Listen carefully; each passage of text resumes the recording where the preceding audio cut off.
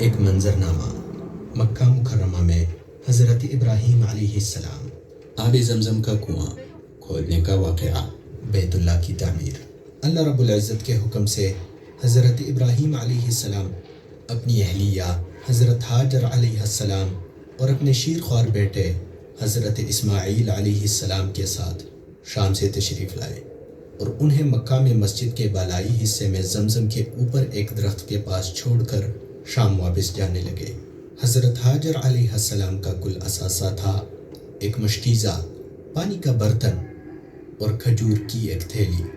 اس وقت مکہ بنجر وادی، بے آب و گیاہ زمین، کالے پہاڑ، بنجر وادیاں اور ایک غیر آباد بستی کا مجموعہ تھا جہاں کوئی نہیں رہتا تھا۔ حضرت حاجر علیہ السلام حضرت ابراہیم علیہ السلام کے پیچھے چل پڑی اور ان سے اس جگہ چھوڑنے کی وجہ پوچھنے لگی۔ اے ابراہیم، آپ ہمیں اس جگہ چھوڑ کر کہاں جا رہے ہیں جہاں نہ کوئی چیز ہے اور نہ کوئی انسیت بخشنے والا انسان؟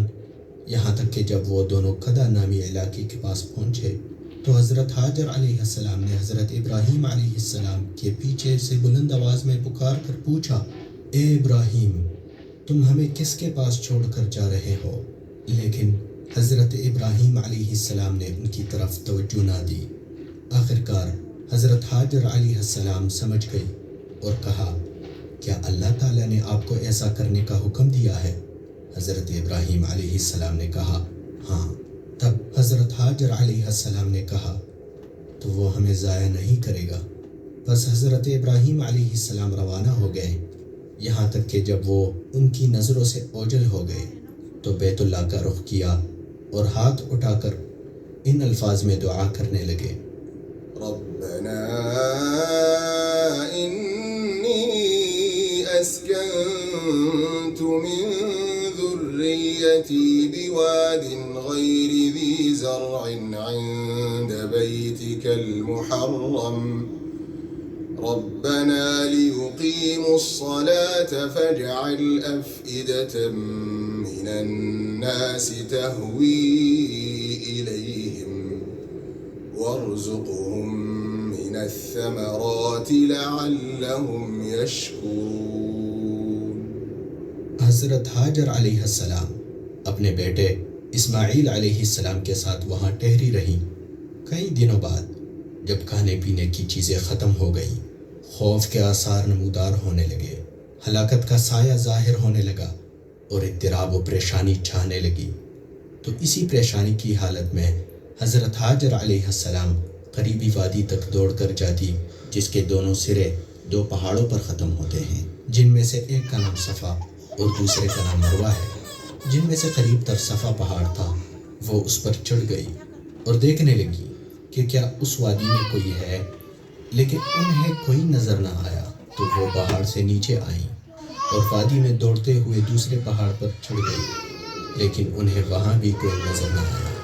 اگرچہ انہوں نے نہ کسی کو دیکھا اور نہ کسی چیز کی آواز سنی، لیکن اللہ رب العزت پر ان کو یقین تھا کہ اس کی مدد ضرور آئے گی، اور اسی یقین کے ساتھ وہ کوشش کرتی رہیں اور ایک پہاڑ سے دوسرے پہاڑ تک دوڑ کر جاتی رہیں، یہاں تک کہ انہوں نے 7 چکر پورے کر لیے۔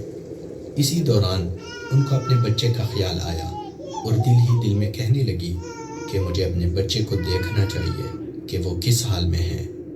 پھر ایسا لگا جیسے انہیں کوئی آواز سنائی دے رہی ہو اور وہ اپنے آپ سے کہہ رہی ہو، خاموش ہو جاؤ۔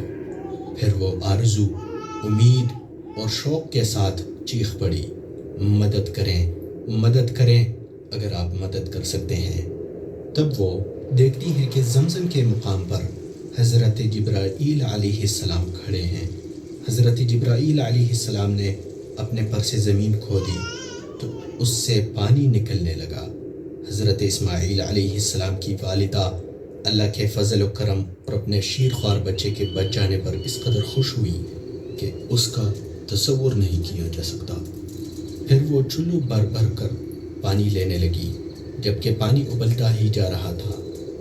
پھر انہوں نے پانی پیا اور اپنے بچے کو دودھ پلایا۔ اب ان کے اعصاب پرسکون ہوئے اور ان کے دل کو سکون ملا۔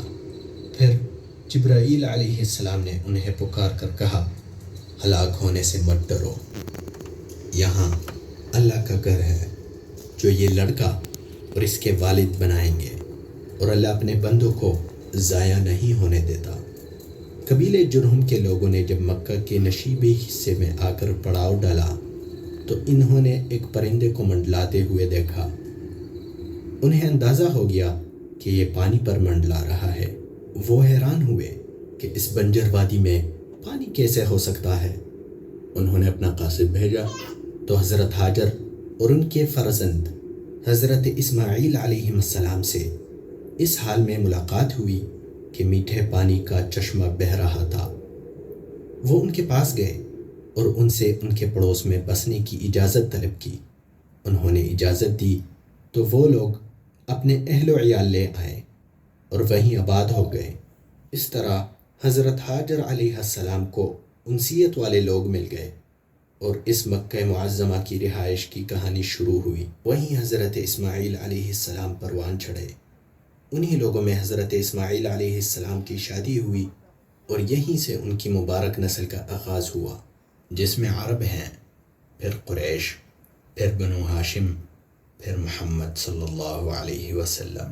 یہ ہے مکہ مکرمہ، مقدس و محترم اور محفوظ و پرامن سرزمین، جہاں آج تک ہر چیز کا پھل لایا جاتا ہے اور یہاں کے لوگوں کو بہترین چیزوں سے رزق عطا کیا جاتا ہے اللہ کے فضل سے۔ پھر ملت حنیفی والے اور ایمان و توحید کے علم بردار ہمارے والد حضرت ابراہیم علیہ السلام کی دعاؤں کے فضل سے۔ وَإِذْ جَعَلْنَا الْبَيْتَ مَثَابَةً لِلنَّاسِ وَأَمْنًا وَاتَّخِذُوا مِن مَّقَامِ إِبْرَاهِيمَ مُصَلًّى وَعَهِدْنَا إِلَىٰ إِبْرَاهِيمَ وَإِسْمَاعِيلَ أَن طَهِّرَا بَيْتِيَ لِلطَّائِفِينَ